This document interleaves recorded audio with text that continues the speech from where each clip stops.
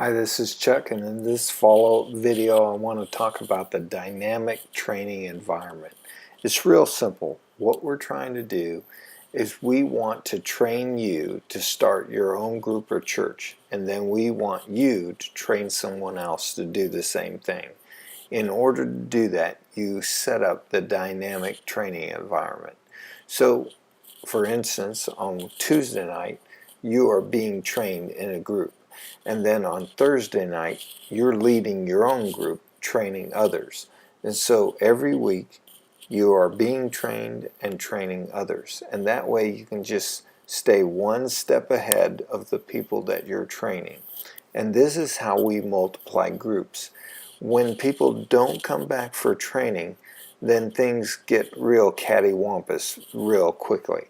And so this is the way that we can launch young laborers into the kingdom very quickly, by training them and then letting them go out or sending them out to train.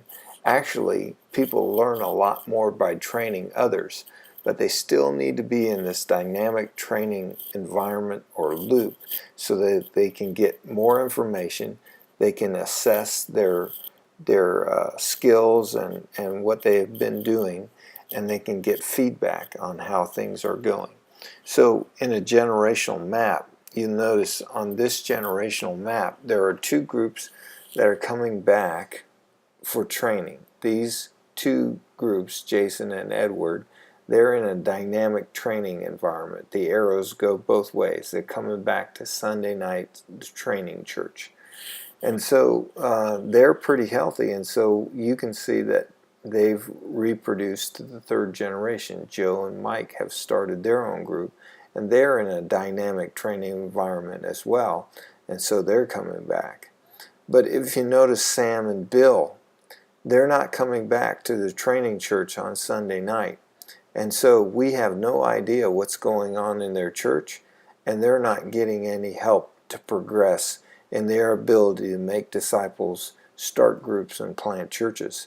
So the dynamic training environment is crucial, where you're being trained and you're training others, and you're training others and they're training others, and they're coming back to be trained.